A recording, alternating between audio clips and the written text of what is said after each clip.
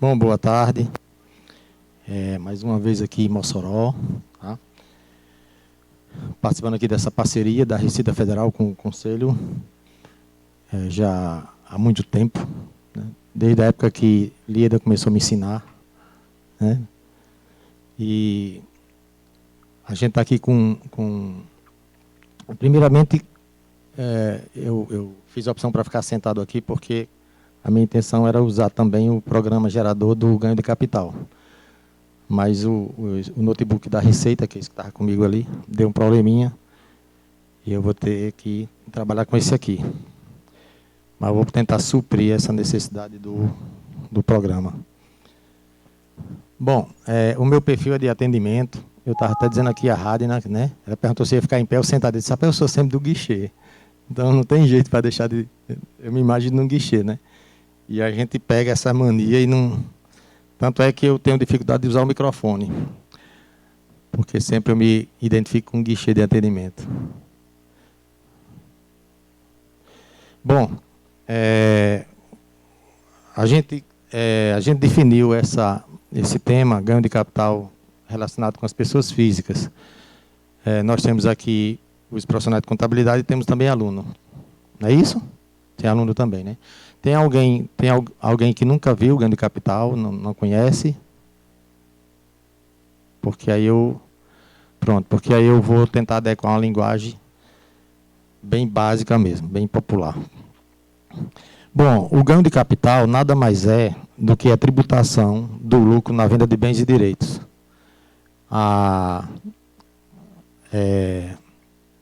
É uma tributação mensal, né, que o fato gerador ocorre no mês do recebimento da alienação e o vencimento, a apuração no mês do recebimento, regime de caixa, e o vencimento do imposto no mês seguinte. Aí nós temos aqui a incidência do imposto, nós temos exclusões, nós temos isenções, reduções e outros aspectos, e algumas considerações a fazer, tendo em vista que a lei é algo abstrato. E a gente, na minha ótica do atendimento, sempre eu procuro trabalhar essa questão de evitar o risco fiscal. E a gente tem situações, né, que no dia a dia a gente se depara, que muitas vezes não é nem um erro cometido, é uma questão de fronteira de datas. Então, é muito interessante alguns pontos que está previsto na legislação, mas na prática a gente tem que ter muito cuidado, por conta do efeito prático, né, quando se depara com um fato gerador.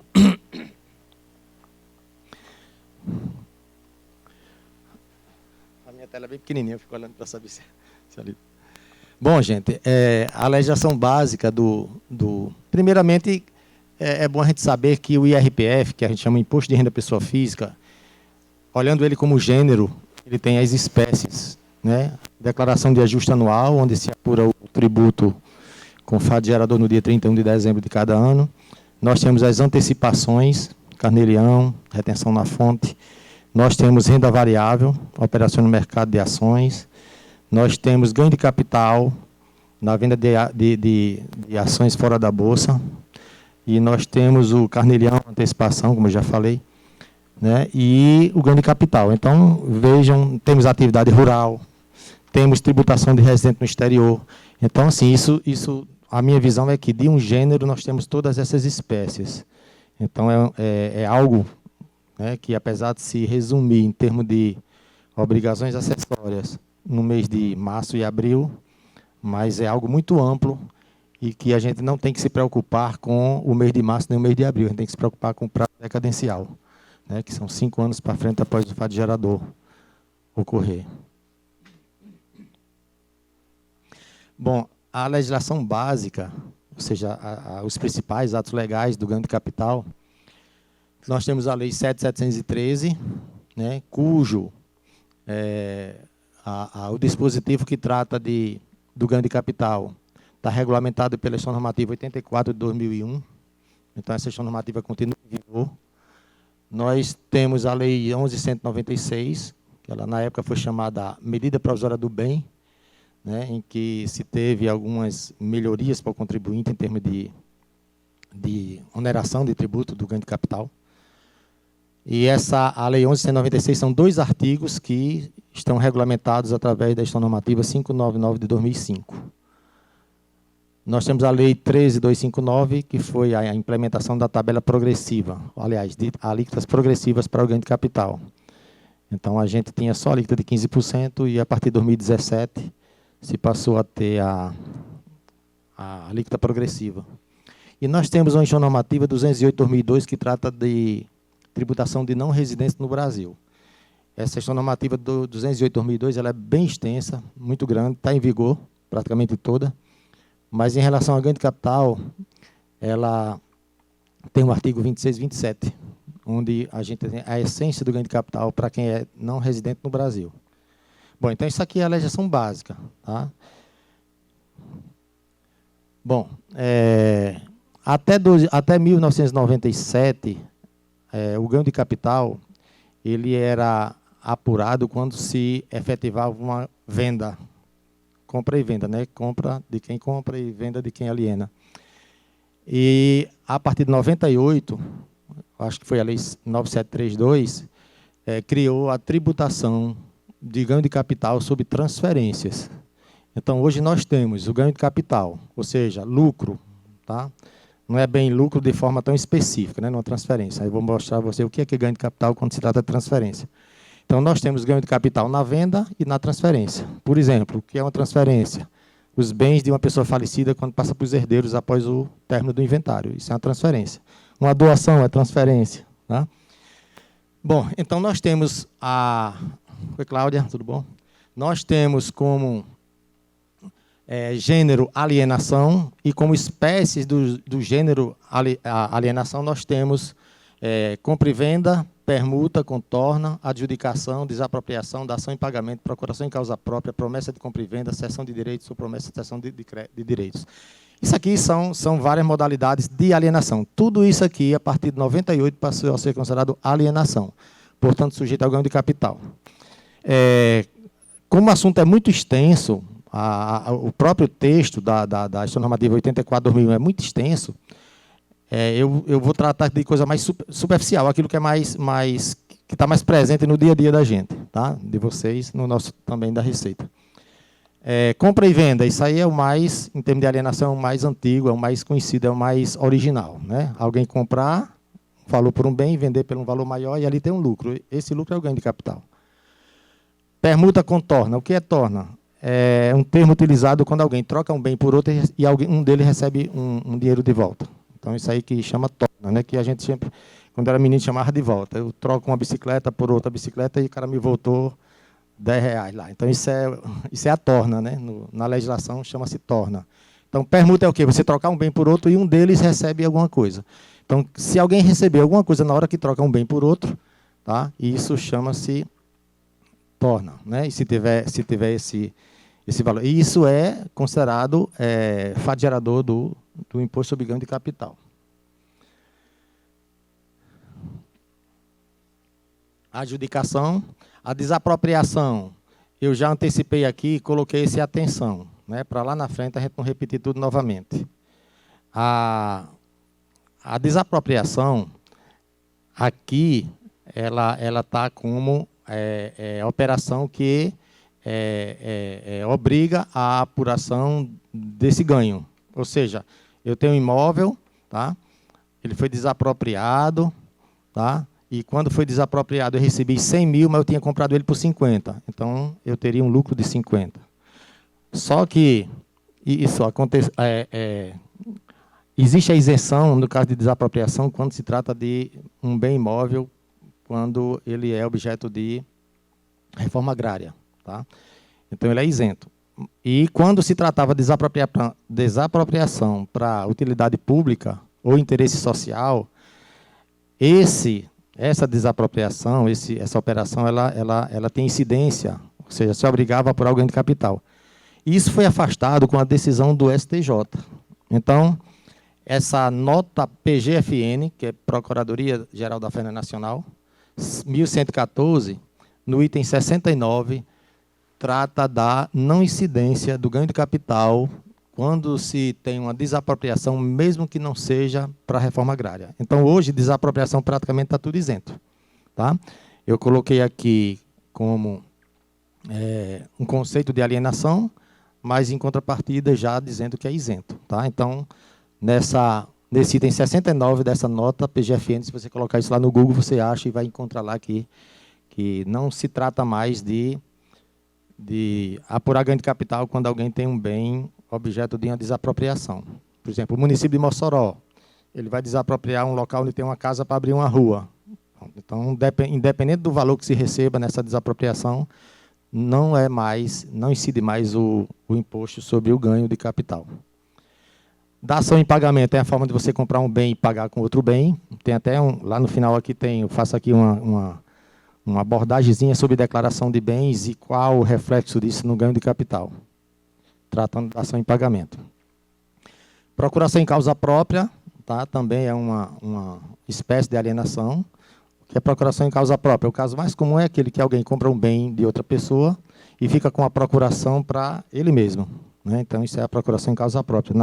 No dia que ele assina essa procuração, considera-se ocorrido o fato gerador não, a obrigação de apurar imposto, né? E quando se recebe o dinheiro daquela operação, quando acontece o regime de caixa, aí se tem o fato gerador. Promessa de compra e venda, muito semelhante com a compra e venda, só que é uma promessa, mas já é considerada alienação. Cessão de direitos ou promessa de cessão de direitos.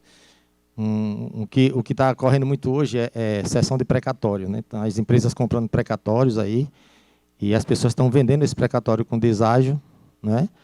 E ainda tem que pagar ganho de capital, considerando um custo zero. Então, muita gente não sabe que na hora que se vende um precatório, tem que pagar 15% do valor que recebe, porque o custo dele é zero. Então, é bom ter muito cuidado quando alguém procurar alguma informação sobre essa questão de venda de precatório.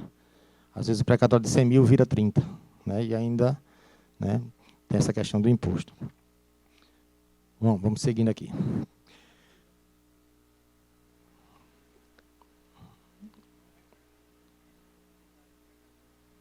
Certo. Coisa nova, né? Pronto. A Procuradoria, você viu se a Procuradoria já se manifestou? Pronto, a Procuradoria tem que se manifestar e é quando ele vai ter efeito vinculante. Mas beleza, tem muita coisa aí mudando aí, né, nos tribunais aí. Então, à medida que vai acontecendo, teve a questão da pensão alimentícia agora recente pelo STF. Mas vamos lá, assim que a Procuradoria se manifestar sobre o ato repetitivo, aí ele já se enquadra no artigo 19 da 10833, que é o efeito vinculante. Bom, gente, vamos lá. Então, eu tratei aqui de alienação com algumas espécies, né? E aqui nos casos de transferência. Quais são os casos que transferências de bens sujeita a uma possível apuração de um ganho? Transferência de bens de propriedade de bens, transferência de direito de propriedade de bens e direitos por valor superior àquele que constava na declaração. Ou seja, resumindo, se eu estou transferindo um bem para outra pessoa, eu não estou vendendo. E por que aqui existe a possibilidade de ter um ganho? Na seguinte situação, se eu tenho um bem que eu declaro, na minha declaração, ele está declarado por 100 mil, e eu vou transferir para outra pessoa, e essa pessoa recebe por 150, esse 50 é considerado ganho de capital. Tá? Apesar de não ser uma questão de uma venda propriamente dita, né? Mas isso é considerado o ganho de capital. Isso na doação, na dissolução da sociedade conjugal, ou seja, quando o casal se separa, que um vai receber a parte do outro, quando se trata de bem comum, e essa parte desse outro cônjuge, quando vai passar para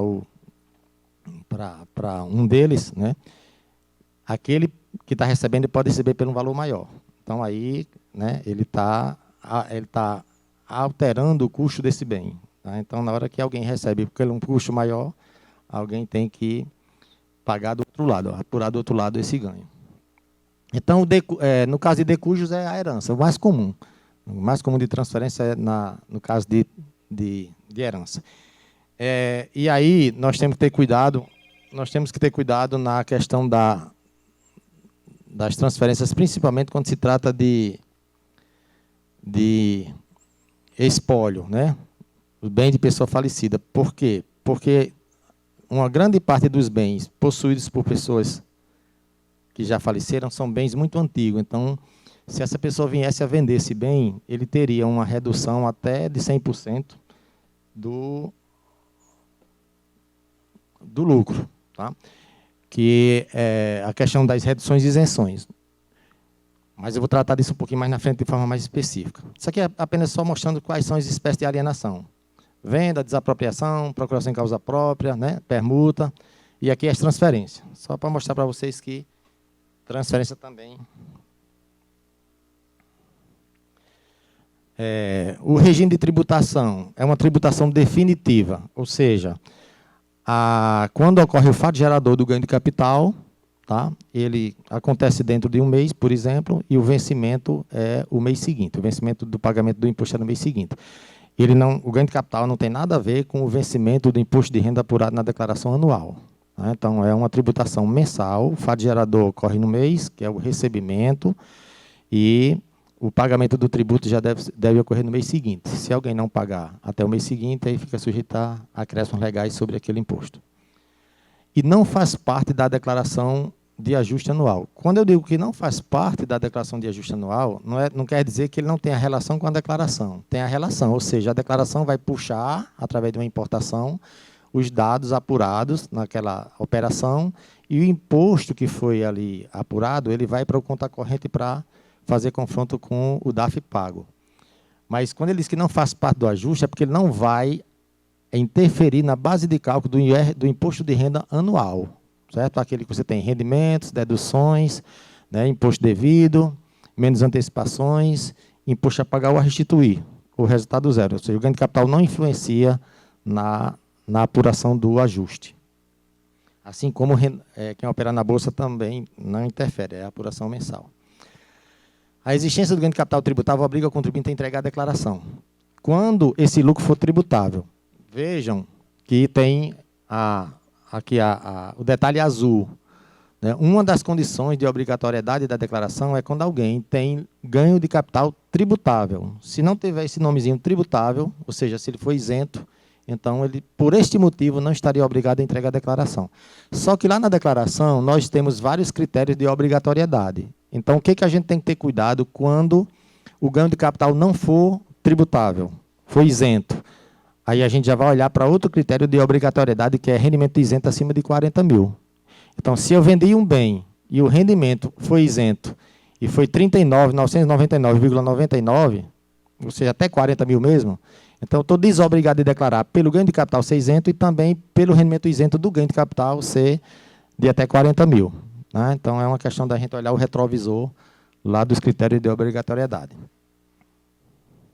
Podem fazer pergunta, viu? Se alguém quiser. Se eu não souber responder aqui, eu peço uma semana para... Vamos lá. Período de apuração. O período de apuração é mensal, né? Acabei de dizer, ele é mensal. E quando é que ocorre o fato gerador? Quando se recebe o dinheiro da venda. Vou falar aqui de forma bem popular por conta dos alunos aqui, né? E as pessoas que não conhecem o assunto ainda. Tá? Então, ganho de capital é o lucro na venda de bens. Tá? A apuração é mensal. Quando é que se tem que apurar o ganho? No mês que se recebe o dinheiro. Se eu vender uma casa hoje, tá? Assinei o contrato hoje, né? Eu vou apurar o ganho de capital em novembro. Mas se eu receber o dinheiro da venda só em janeiro de 2023, eu só tenho que pagar o imposto em fevereiro. Porque no mês que eu recebo o dinheiro, é o mês que ocorre o fato gerador. Tá? E é mensal. O imposto deve ser apurado pelo contribuinte. Ou seja, não tem um responsável tributário para a apuração de ganho de capital. Tá? É o sujeito ativo e o sujeito passivo. Tá? Não tem o terceiro, como a gente tem na retenção na fonte. Como regra geral, o recolhimento deve ser feito até o último dia útil do mês seguinte ao do recebimento do valor ou da parcela, se aquela venda for realizada e o pagamento for feito em parcelas. O fato gerador é quando se recebe. Ou recebo o dinheiro todo da venda, ou recebo em 3 partes, em 4 partes. Então, à medida que eu for recebendo, ali vai ocorrendo o fato gerador. Bom, em relação às alíquotas, a alíquota do ganho de capital, até 2016, era de 15%, independente do valor do lucro. Tá? Então, quando foi publicada a Lei 13.259, né, com efeito a partir de janeiro de 2017, nós passamos a ter 4 faixas de alíquotas. Aqui, na nossa realidade, é muito difícil a gente ter ganho de capital acima de 5 milhões.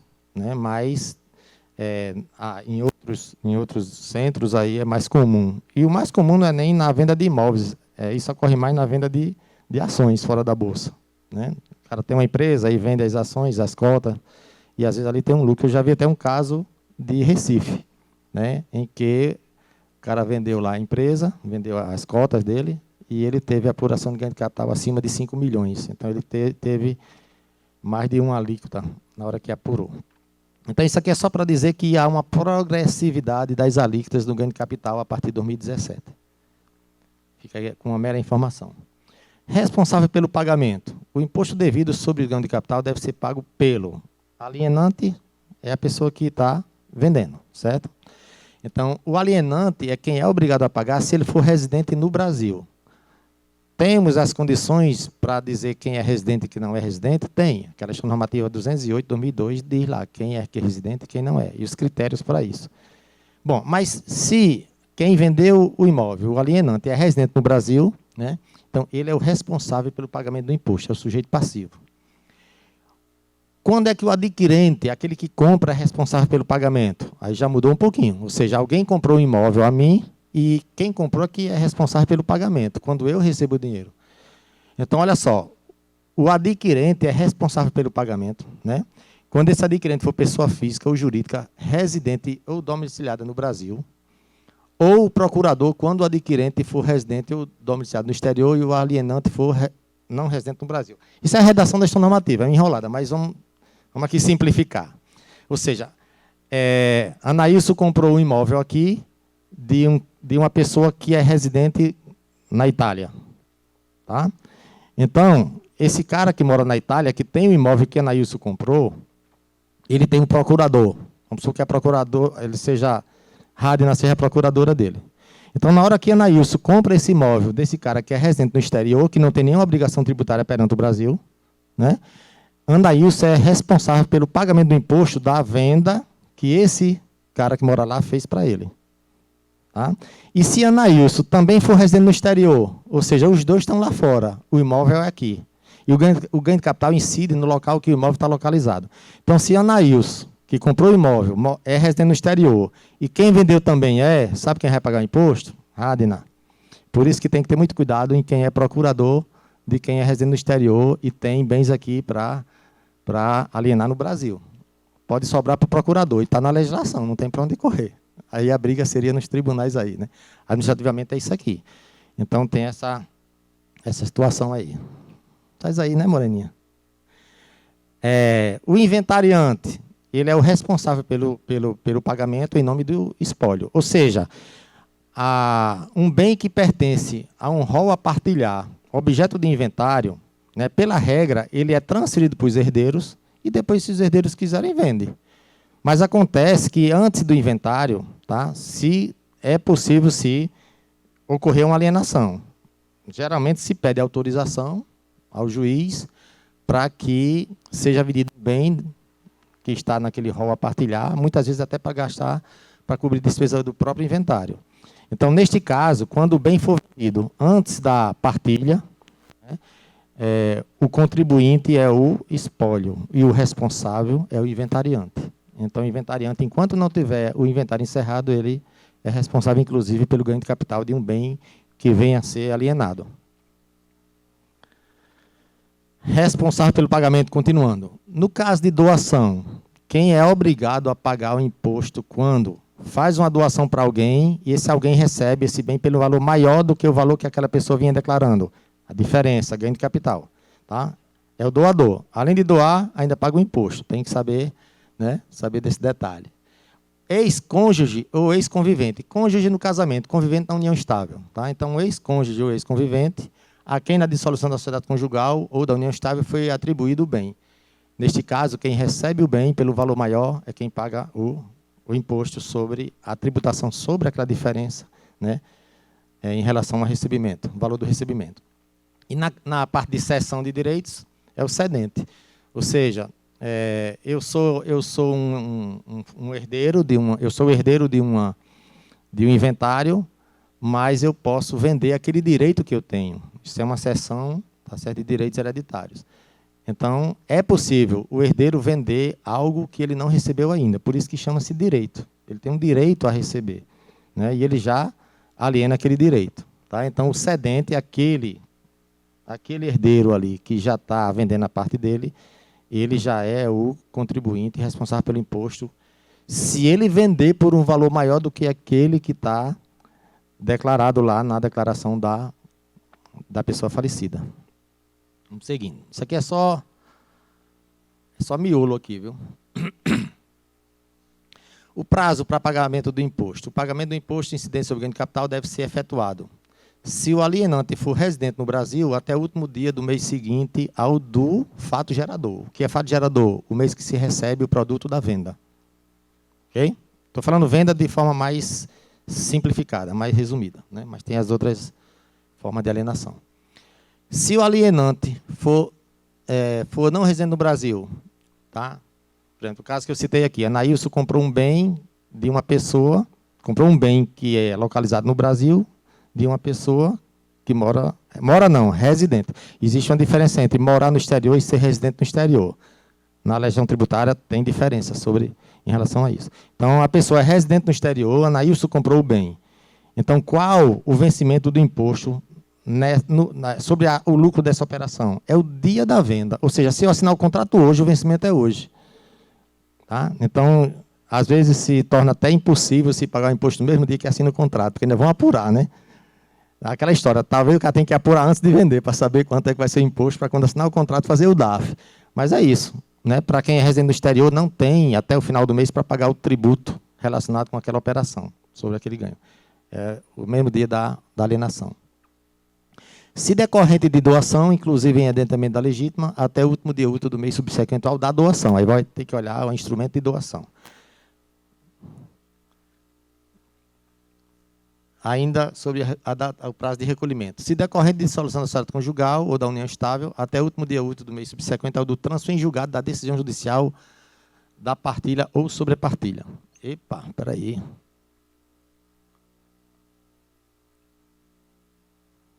Ah, tá.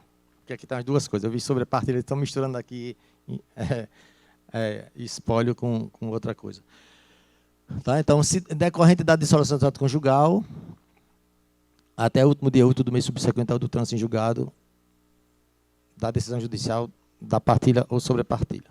Se decorrente de transmissão causa-mortes, o imposto devido sobre ganho de capital deve ser pago pelo inventariante até a data prevista para a entrega da declaração. Ou seja, se o inventário for encerrado hoje, tá, e for apurado um ganho de capital na transferência desses bens para os herdeiros, o vencimento desse imposto é o mesmo vencimento para entregar a declaração em 2023. Tá?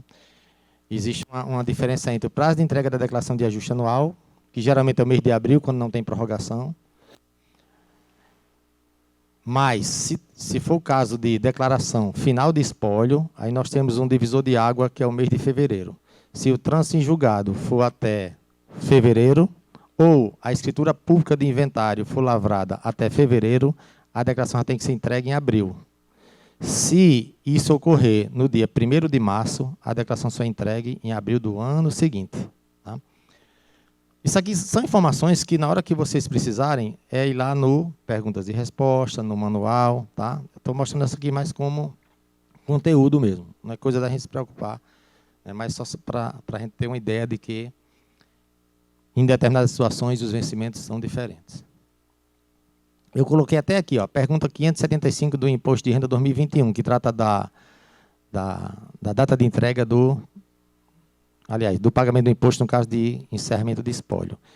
E a pergunta 100, que trata do prazo de entrega da declaração. O código utilizado no DAF quando é apurado imposto a ser pago. Para quem é residente no Brasil, o código é 4600. Para quem é residente no exterior, o código é 0473. Aquele DAF que é pago no mesmo dia, aliás, que tem como vencimento o mesmo dia da operação.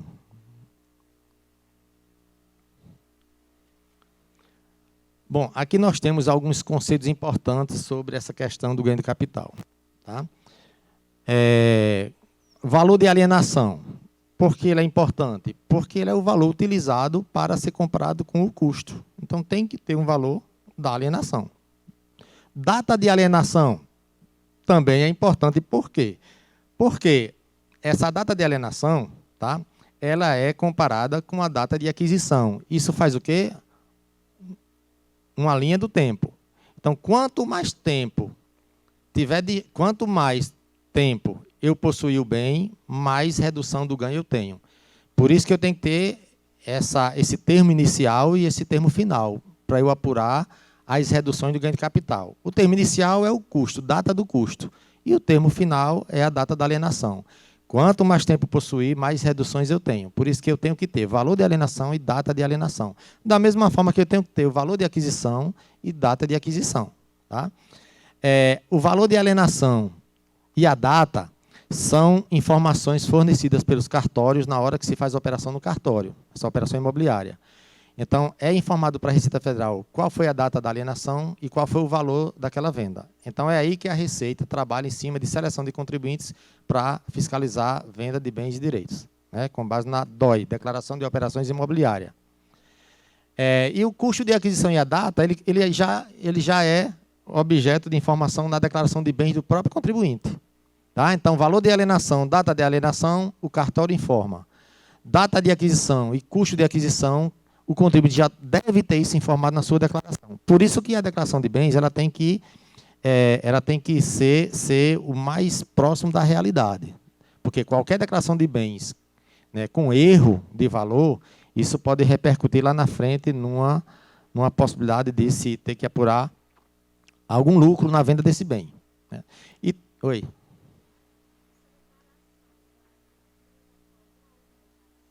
A DOI é um instrumento de fiscalização. Ela é utilizada para selecionar contribuinte, para efeito de fiscalização interna. Tá. Ela não tem influência na declaração de ajuste anual. Não tem influência nenhuma. Não, se alguém disser, o meu cliente ficou na malha porque vendeu um bem. Não fique em malha porque vendeu um bem. Certo? A malha, eu vou dar uma ideia aqui para vocês o que é a malha, para vocês ficar bem seguro. A malha fiscal, se alguém disse, se eu comprar um bem eu fico em malha, se eu vender um bem eu fico em malha, se eu operei na bolsa eu fico em malha, não fique em malha. Por quê? Porque a malha fiscal, tá, ela foi feita para trabalhar rendimentos, deduções e imposto devido. E do imposto devido ou a restituir ou a pagar. É o que eu chamo, é o rosto da declaração. O que se apura está lá dentro. Ou seja, a declaração está lá dentro, ela não está na frente da declaração. Quando você faz uma declaração, o que aparece lá? Né? Rendimentos, deduções e base de cálculo. Depois da base de cálculo vem imposto devido e as antecipações. Né? Ganho de capital, renda variável, compra de bens, declaração de bens, não tem relação nenhuma com malha. Não tem nenhuma relação. Então, se alguém está com a declaração retida de malha, é algo relativo àquele ano calendário. Tá? Quando se trata de rendimentos e suas deduções. Quando não tem deduções, é porque fizeram a opção pelo modelo simplificado. Né? Não tem aquelas deduções permitidas pela legislação. Então,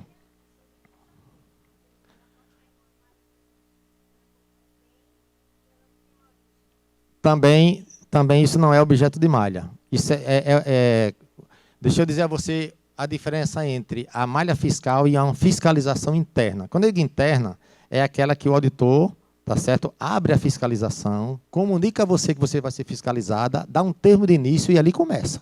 Aí faz diligência, pede documento a você e no final ele apura lá, né, o imposto no auto infração. Variação patrimonial descoberta, é o que você estava falando. Ou seja, eu comprei um bem por 200 mil, mas eu só tive renda de 50. Eu não vou ficar em malha por conta disso. Minha declaração, se eu declarar os 50, mesmo que eu coloque os 200 lá do bem que eu comprei, ela não fica retida em malha por isso. Por quê? Porque isso aí é o quê? É uma forma de se fiscalizar não no cenário da malha, mas sim no cenário do prazo decadencial. A malha é só naquele exercício. Pode ser reprocessada? Pode, mas não é tão comum. Agora, a fiscalização interna é aquela que a Receita tem 5 anos do prazo decadencial para agir. Tá? Então, nada disso vai ser objeto de declaração no ano do seu processamento. Por isso que, às vezes, a gente diz assim, olha, quando alguém transmite uma declaração e tem lá declaração transmitida com sucesso. Aí toma 2 cervejas, às vezes nem dá tanto para festejar, porque ninguém sabe o que pode acontecer depois. Né? Que é exatamente isso. O imposto de renda ele não existe só no mês de março e abril. O imposto de renda são 5 anos. Ou seja, 2021, que declarou em 2022, a Receita pode incomodar esse contribuinte, se for o caso de ter, né, ter motivo, até quando? 22, 23, 24, 25, 26. Até 2026, declaração 2027. Então, assim, ele só está livre de ocorrer, né, algo sobre a declaração, em 2026, 31 de dezembro de 2026. Né? Mas não se preocupe com... Aliás, quando eu digo não se preocupe, é em relação à malha fiscal, mas tem que se preocupar com consistência, com os fatos, né? Declarar os fatos direitinho. Até porque se tem, né, os instrumentos aí para serem objeto de usamento, né? Tem o E-financeiro, não é isso? Tem a Decred, que é cartão de crédito. Tem o cartório informando a DOI, né? Porque muitas vezes o ganho de capital, como ele é apurado mensalmente, ele decai primeiro do que o imposto de renda. Você pode ficar livre de uma auto-infração sobre um ganho de capital e ainda cair na variação patrimonial. Ou seja, o cara pode chegar e dizer assim, eu vou fiscalizar uma pessoa aqui, só que ele teve um lucro muito alto no ganho de capital, só que o mês passado completou 5 anos, não posso fazer mais nada. Mas eu ainda estou no prazo para verificar se ele tem dinheiro para comprar o bem que ele vendeu. Aí seria variação patrimonial, já seria outro aspecto. Então, isso pode ocorrer. Tá? Até o final do prazo decadencial, isso pode ocorrer. Bom, aí voltando para cá. Tem alguns casos especiais, quando se trata de ganho de capital, que é o quê? Imóveis rurais. Tem uma lei de 96, que é a Lei 9393/96, entrou em vigor 1º de janeiro de 97, que ela trata de ITR. E lá jogaram um artigo que trata de ganho de capital. É como se fosse algo fora da curva. E o que acontece? O imóvel rural, tá, ele é tributado sobre o valor da terra nua. O que é terra nua? É o chão, sem nem um pé de milho. Né? Então, existe a possibilidade de alguém apurar o ganho de capital com base no valor da terra nua. Ou seja, a terra nua do ano que ele comprou o bem e a terra nua do ano que ele vendeu o bem. Isso para imóvel rural. Mas isso aqui é outra situação. Tá? Eu acho que é artigo 19 da 9393/96 que vocês encontram isso lá. Participação societária. Também são eventos, né, que podem, né, se ter obrigação de apurar ganho. Quando é que se trata de participação societária, em termos de venda, no ganho de capital? É quando essas ações são vendidas fora da Bolsa. As ações vendidas na Bolsa de Valores, elas são objeto de apuração de renda variável. Né, aquele lucro mensal, paga com um códigozinho do lado do DAF 6015. E o ganho de capital para a venda de ações, tá, quando ocorre fora da Bolsa. Aí é ganho de capital. E permuta, porque tem a permuta com torna e permuta sem torna. A permuta sem torna é objeto de isenção. Né? É trocar um bem pelo outro. E a permuta com torna é apurar o ganho de capital sobre aquela torna que se recebeu, como eu falei um pouquinho antes. Valor de alienação, o valor da venda. Por quanto eu vendi o bem. Tá? Preço efetivo da operação, é aquilo que é mais comum. Tá? Contrato de compra e venda tem o valor da venda, tá? E ali é o valor que o cartório vai informar para a Receita e é o valor que eu vou tomar por base para apurar esse meu lucro. Né? E ali apurar o imposto. Pode ser o valor de mercado nas operações não expressas em dinheiro. Ou seja, eu comprei um bem e paguei com outro bem. Então, é o valor, né? O valor de mercado. Isso pode ocorrer com dação em pagamento. Valor efetivamente recebido pelo bem em aquisição mediante financiamento ou consórcio, cujo saldo devedor é transferido para o adquirente, desprezada a dívida. Isso aqui é quando aquele caso de quem tem um imóvel financiado, comprou um imóvel por 500 mil, pagou 100, ou seja, qual o custo desse bem? 100. Se qualquer bem adquirido, tá certo? Que ele já seja utilizado como garantia daquele financiamento, tá? O custo de aquisição é o valor que se paga. Se eu comprei um imóvel por 500 mil, né, financiado, e até hoje eu paguei 100 mil, o custo desse bem para mim é 100 mil. Tá? O saldo devedor ele é repassado para quem adquiriu. Tá? Então, o valor da alienação é aquilo que eu recebo sem envolver o saldo devedor. Né? E no caso de permuta, tá? É o valor que eu recebo, né? É o valor da torna. O custo de aquisição, de alienação. Agora, custo de aquisição, como regra geral, é o valor de aquisição. Até 1995, esse valor poderia ser, poderia não, ele poderia, né? Quem não quisesse corrigir, ficava à vontade. Então, até 31 de dezembro de 95, tá? Ainda havia a indexação da economia e os bens, os valores dos bens eram corrigidos pela Selic, tá? Até 31 de dezembro de 95. A partir de 96, né? A Lei 9.249 de 95, aquela mesmo que criou o lucro, a isenção dos dividendos, né? Então, a partir de janeiro de 96, não se tem mais atualização de custo. Como na pessoa jurídica não existe mais a correção monetária, né? Então, até 95 tinha saldo credor de correção monetária, tinha lucro inflacionário. Hoje não existe mais isso. Aliás, desde 96 que não existe mais isso. Então, o valor de aquisição expressa em reais. Custo de aquisição, nos casos especiais. No caso de desmembramento de imóvel, custo proporcional. Se eu tenho um imóvel e vendo a metade, o meu custo vai ser proporcional à parte que eu vendi, né? Se a aquisição em parte, soma das parcelas, eu adquiri uma parte do meu imóvel por 100 mil e outra parte por 50. Então, a soma das partes. Se eu vender ele todo, eu vou ter um custo de 150. Aquisição por prêmio, valor de mercado mais o imposto retido. Quem recebeu, quem ganhou aquela casa lá do Nordestão, lá em Natal, não sei se aqui tem, as empresas aqui distribuem, né, aqueles prêmios. Então, o valor, o custo do bem, tá? O valor de mercado mais o imposto que quem deu o prêmio paga. Tá? A data de aquisição, a situação comum, é a data da operação através da qual foi adquirida a titularidade do bem ou direito por parte do alienante atual. Aquele que está vendendo é o alienante, mas ele teve um custo e uma data dessa aquisição. A operação é qualquer uma das hipóteses de alienação. O que é operação? Qualquer uma das hipóteses é o quê? Permuta, venda, procuração em causa própria, desapropriação, doação. Aquilo que está lá no início. Situações especiais em relação à data de aquisição.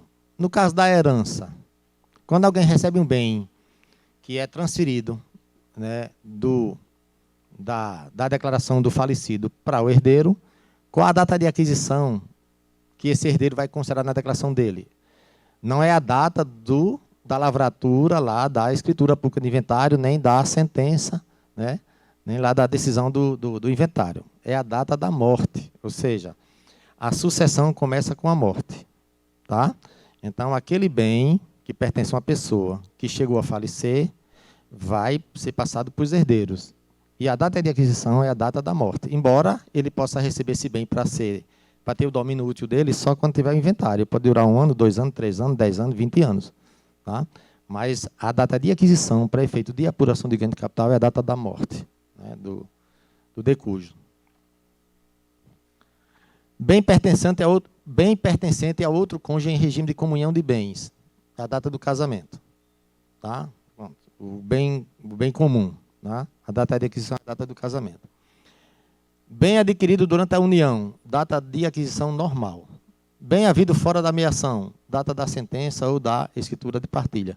Aí depende do que vier numa sentença dessa. Mas o mais comum é o que nós temos mais comuns hoje é a questão da herança, que é muito comum acontecer isso, né? A data de aquisição é a data da...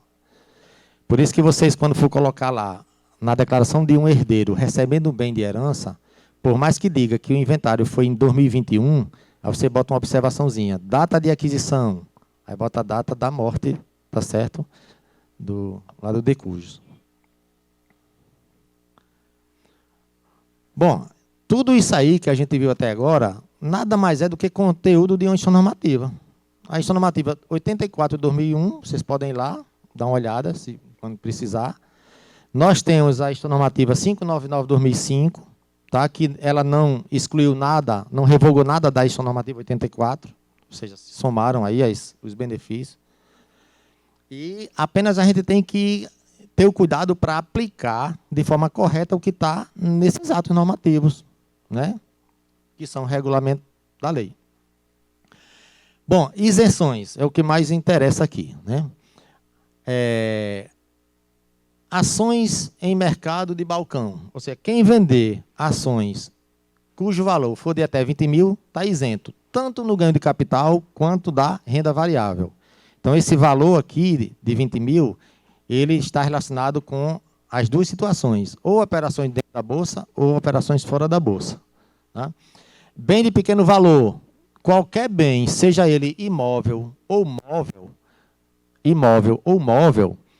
se ele for vendido por até 35 mil, fica isento de apurar. Agora, tem que se levar em conta que se o cara vender mais de um bem da mesma natureza, esse limite de 35 vai ser comparado com o total da venda dos bens. Ou seja, se eu tiver um terreno, eu tenho um lote de terreno que vendi por 35 mil hoje, e na semana que vem eu vendo outro por 35 mil, eu vou comparar 35 mil aqui com 70, o valor total das alienações de bens da mesma natureza.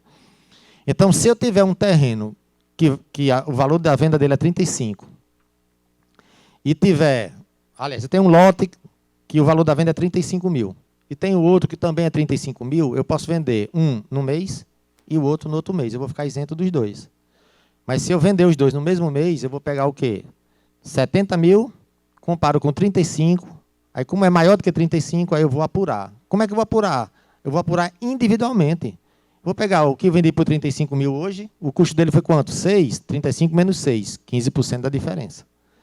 Vou pegar o outro, 35 mil menos 8, se o custo dele fosse 8. Então, a questão do limite é para eu verificar se vou apurar, mas a apuração é individual. Eu posso vender 3 lotes de terreno no mesmo mês, o total das vendas ultrapassou 35, eu vou apurar o ganho de capital de cada um. Ok? Agora, se eu vender um em cada mês, eu fico isento das 3 vendas. Então, isso aí é uma questão de planejamento. Então, eu posso vender um bem no dia 31 de outubro e outro no dia 1º de novembro e ficar isento. Se eu vender os dois no dia 31 de outubro, eu pago imposto. Então, é uma questão de verificar o que está na legislação e aplicar. Não é? Então, eu até coloquei aqui no final alguns alertas que tem muito a ver com a questão de datas. E eu chamo de fronteiras das datas. Então, são 3 situações que eu vou mostrar para vocês aqui, que é bem interessante. É bem interessante porque quando alguém for fazer uma operação dessa, você já alerta. Bom, então, 35 mil, né? Mensal. O único imóvel que o titular possua. Isso aqui é a isenção do único imóvel, que diz o seguinte, essa lei é a normativa de 84, 2001. Lei 7703 de 88. Diz o seguinte, essa isenção é só para imóvel, ela não vale para móvel. O cara tiver uma lancha, não tem nada a ver com isso aqui, só imóvel. Tá? Então, se eu tiver um único imóvel e eu vender por até 440 mil reais, mesmo que eu tenha comprado ele por 10 reais, ou seja, eu tive um lucro de 430 mil, eu não pago imposto, estou isento. Só que tem a condição, aqui está resumido porque ninguém vai pegar aqui e jogar uma normativa nesses slides aqui. Tem a condição, para eu ser isento de um imóvel que vendi por até 440 mil reais, tá? Eu não posso, para ter a isenção, eu não posso ter vendido outro imóvel nos últimos 5 anos, isento ou não. Basta ter feito uma operação nos últimos 5 anos. Aí vem a fronteirinha de data. Se amanhã vai fazer 5 anos que eu vendi um imóvel, e hoje eu só tenho um, eu vou esperar para amanhã, para depois de amanhã vender o meu. Por quê? Um dia depois dos 5 anos que eu vendi o anterior. Então, são essas questões que tem que se verificar, porque parece muita besteira, mas tem efeito, né, que gera oneração. Gera, tá certo, a obrigação de tirar dinheiro do bolso e pagar imposto, quando você pode, de repente, planejando direitinho, evitar isso. Outra coisa, para efeito desse limite do único imóvel, se for um bem comum, aquele que é comprado por o casal no regime de comunhão, tá? Esse limite é verificado com o valor do bem. Ou seja, João e Maria são casados, compraram um bem, tá? E eles vão vender por 900 mil, aliás, vão vender por 800 mil, então esse casal não pode dividir 800 por 2 e pegar 400 mil de um, 400 mil do outro e comparar com o valor da isenção aqui. Tá certo? Isso aí no bem comum, é o valor do bem. Agora, se for um bem em condomínio, ou seja, o bem em condomínio, tá certo? É aquele em que cada condômino tem a sua parte. Então, se existe Anailson e Adalto, tem um bem, tá? Eles dois têm um único bem, e esse bem foi comprado lá por 100 mil. Então, cada um tem um custo de 50. Então, Adalto custa 50, Anailson custa 50. Só que eles vão vender hoje por 800 mil. Então, como é um bem em condomínio, aí Adalto vai usar os 400 mil dele e comparar com 440, está isento. Anailson vai pegar os 400 mil da venda, comparar com 440, tá, então os dois ficam isentos. Tá? Mas já se for o caso de um bem comum, não se trata desse racha aí do valor. Tá? Eu também vou falar um pouquinho lá no finalzinho sobre a questão das datas aqui em relação a esse caso aqui. Permuta de imóveis sem torna. Isenção. Ou seja, eu troco um bem por outro. Ninguém recebeu dinheiro, está isento. Tá? Mas vou mostrar depois como é que isso ocorre na declaração de bens. Como é que quem deu o bem em permuta, coloca na sua declaração, quanto aquele que recebeu, registra na sua declaração. Tá? Porque isso tem muito a ver com o planejamento tributário do ganho de capital quando vai se vender o bem. Tá? E outra coisa, permuta no ganho de capital só se aplica a permuta de imóveis. Não existe a figura da permuta para ganho de capital entre bens que não seja só imóveis. Por exemplo, se eu trocar uma casa por um carro e colocar que foi permuta, isso não vale nada. Isso é uma compra e uma venda. É caracterizado compra e venda. E outra coisa, é muito comum se fazer um contrato de compra e venda e depois fazer uma escritura. Não é? Também é comum fazer um contrato de permuta, contrato particular, e depois ir para o cartório e fazer uma escritura de permuta. Se eu fiz uma permuta hoje e fiquei isento, e o instrumento usado foi um contrato particular, se daqui a 4 anos for fazer essa escritura e não dizer na escritura que é permuta, essa minha permuta do particular não vale nada. É considerado uma venda retroativa, ou seja, lá atrás. Então, tem que seguir essa coerência. Contrato particular de permuta, escritura pública de permuta. Se a escritura pública não for de permuta, o contrato perde sua validade como aquela modalidade de alienação. Tá? Então, é outro aspecto que tem que se ter muito cuidado. Aquisição de outro imóvel residencial no prazo de 180 dias. Isso aqui é um resumo. Tá? Isso aqui foi a Lei 11.196, que foi regulamentado pela Legislação Normativa 599. Ou seja, o que é isso aqui? A lei diz o seguinte: se eu tiver um imóvel residencial, vender e em até 180 dias eu aplicar na compra de outro residencial ou de outros, eu fico isento daquela operação. E só posso ter outra isenção 5 anos depois. Isso quer dizer o quê? Não é tão simples a gente enfrentar essa onda. Por quê? Eu falo aqui da questão administrativa, não estou falando nada aqui de uma hipótese de uma ação judicial, porque no judiciário pode tudo, o que o juiz decidir tem que se cumprir. Mas vamos para a esfera administrativa. Se eu tenho um imóvel residencial, vendi hoje, e daqui a 150 dias eu comprei outro e apliquei todo o dinheiro na compra daquele, eu não pago nada de imposto. Mas tem que ser em até 180 dias. Tá? Se eu comprar um imóvel hoje e vender o meu amanhã, eu já não tenho mais essa isenção. Por quê? Porque tem que acontecer essa sequência de fato. Venda e depois compra. Tá? Eu vou também tratar um pouquinho mais na frente sobre a questão de venda parcelada e compra parcelada considerando de 180 dias. Ou seja, isso é uma fronteira, que ali tem tratamento diferente se aquilo não for bem observado. E eu coloquei esse atenção aqui que vocês estão vendo, nota 6, tá, da PGFN. Isso é exatamente uma das situações em que não se tratava de caso da aplicação da isenção. Qual era? Primeiro, o que a Lei 11.196 diz quando se trata da questão da isenção do imóvel residencial? Ele diz o seguinte: se você vender um imóvel residencial e comprar outro em até 180 dias, desde que seja construído, em construção ou na planta. Pronto, é isso que diz lá.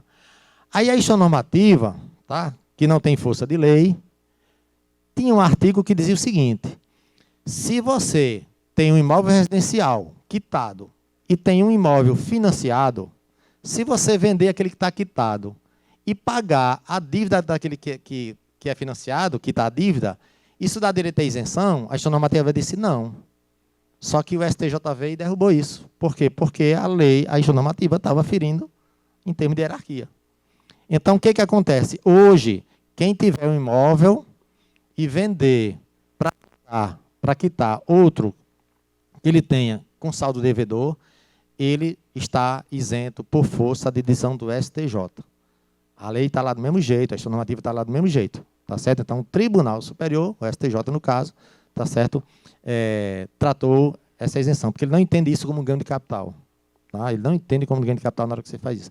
E ainda tem outra questão: se você vendeu um imóvel e comprou um terreno, não tem isenção. Tá? Eu acho que, não sei se é porque ninguém chegou por lá, né, Adalto, com algum... Né? Porque às vezes o STJ se manifesta com aquilo que chega, né? O STF tem lá o concentrado e o difuso, que pode vir de outras origens, mas o STJ geralmente é tratando da legislação infraconstitucional, né?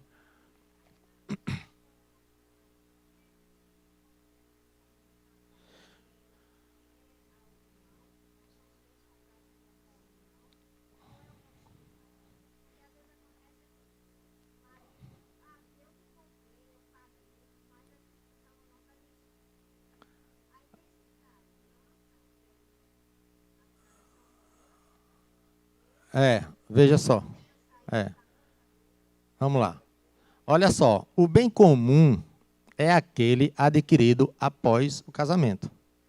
Certo? Vamos supor, a mulher tem 500 mil, o marido não tem nada. Se eles são casados e compraram um bem hoje, ela acabou de dividir os 500 mil dela. É 250 dele e 250 dela. Tá? Então, isso aí é o bem comum. Eu até brinco muito, eu digo assim, quando eu dava os treinamentos internos na Receita, disse: rapaz, a turma gosta de dormir depois do almoço. Eu disse: não, mas eu já tenho um macete.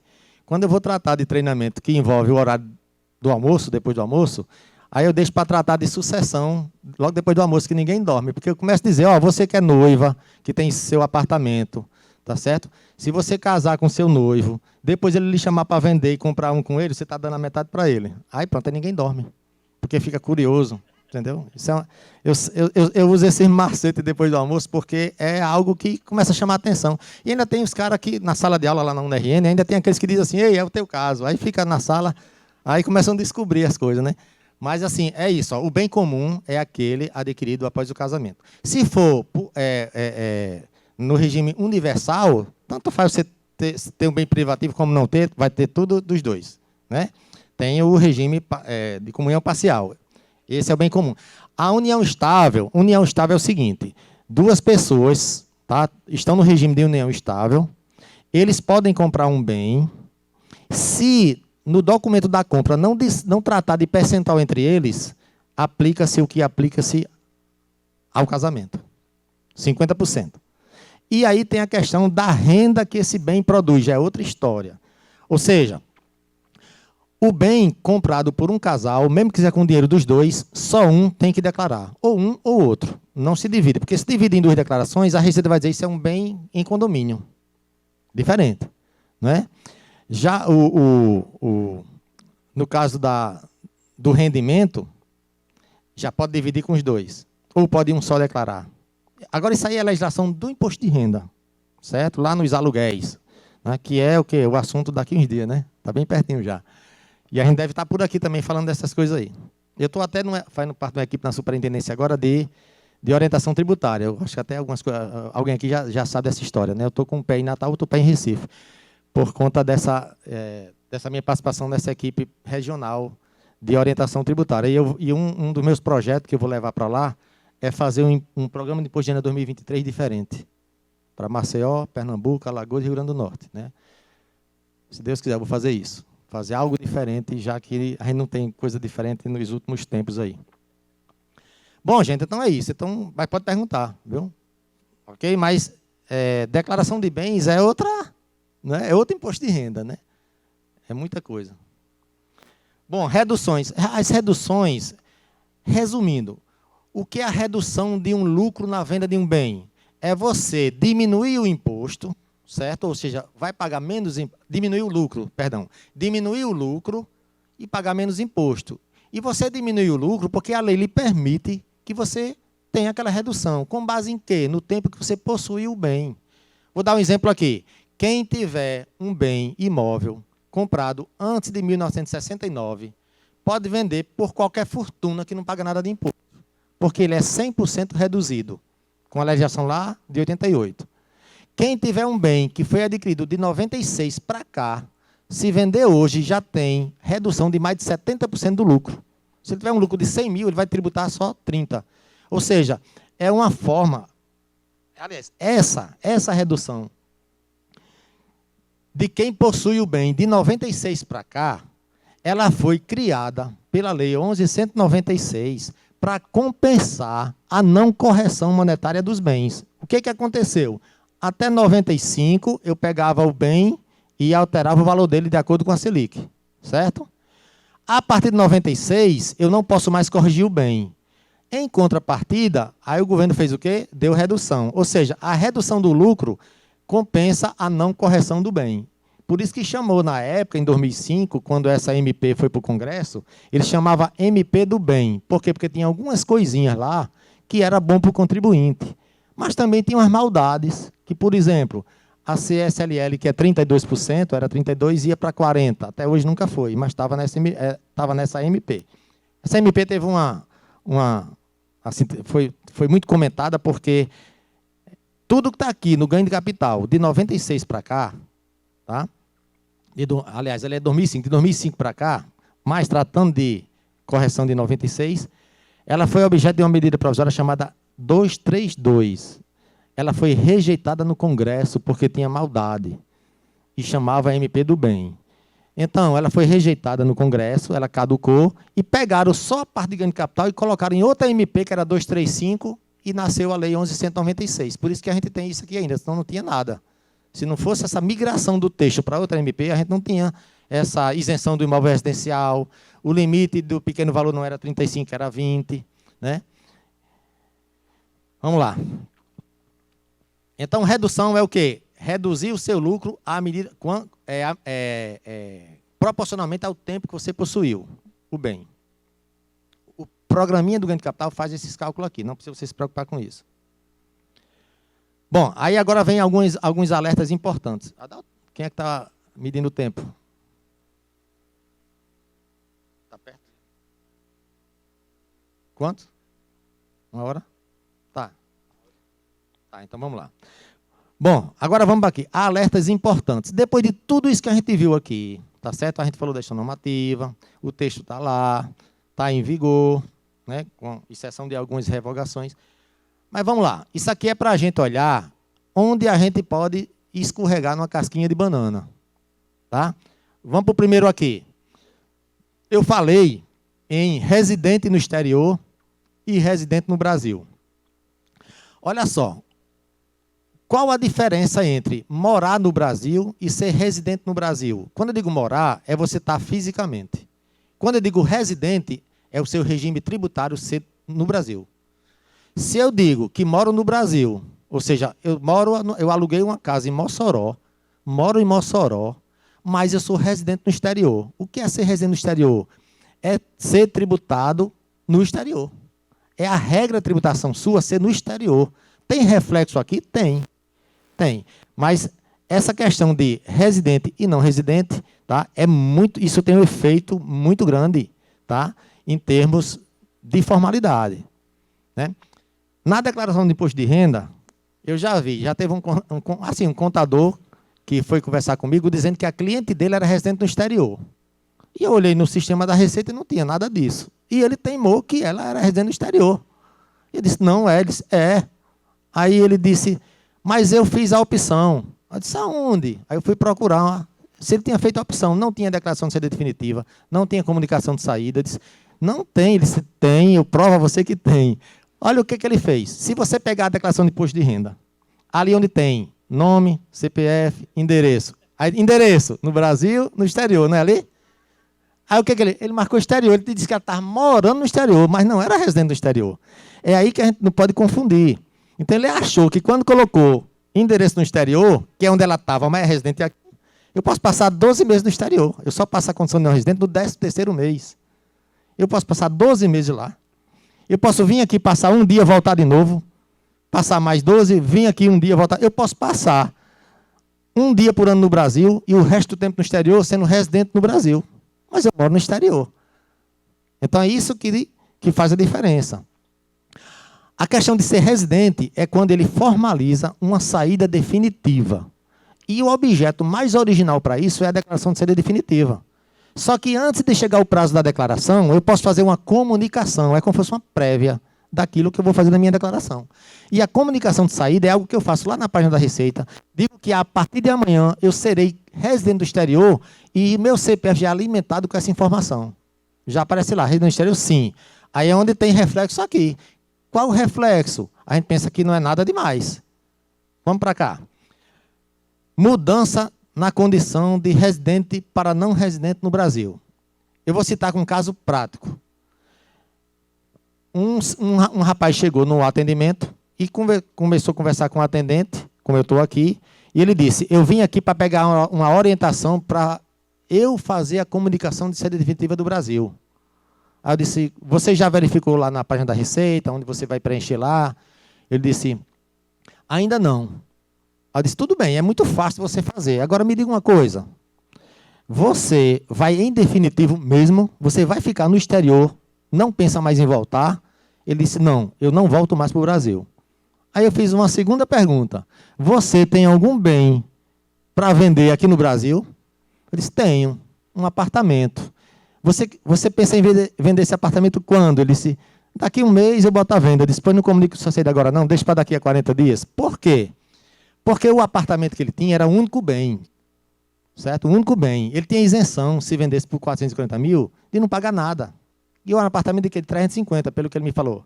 Tinha comprado por 150. Ele tinha 200 mil para pagar ganho de capital. Então, se ele vendesse esse apartamento depois da saída definitiva dele, certo? Ele já como não residente, ele pode estar até aqui fisicamente, mas formalmente ele é residente no exterior. Não é obrigado a eu pegar o avião e ir embora, não. Eu posso chegar aqui na página da Receita e dizer, a partir de amanhã eu sou residente no exterior. E posso ficar aqui 30, 40 dias, não tem problema nenhum. Mas eu sou residente no exterior. Aí muda a regra da tributação. Por quê? Porque quem é residente no exterior não pode ter as isenções e reduções que quem é residente aqui tem. E não importa se é brasileiro ou estrangeiro. Não tem nenhum privilégio. É o brasileiro residente no exterior, se ferra. O estrangeiro residente no Brasil, se beneficia. Ou seja, a nacionalidade não interfere em nada, não influencia em nada. É a questão da residência. Aí o que é que eu disse para ele? Eu disse, meu amigo, faz o seguinte, venda seu apartamento antes de fazer a comunicação, porque tu vai perder tua isenção. Porque depois que tu estiver lá, o cartório vai dizer a data que o apartamento foi vendido e você comunicou que saiu do país antes. Ou seja, você não vai ter a sua isenção.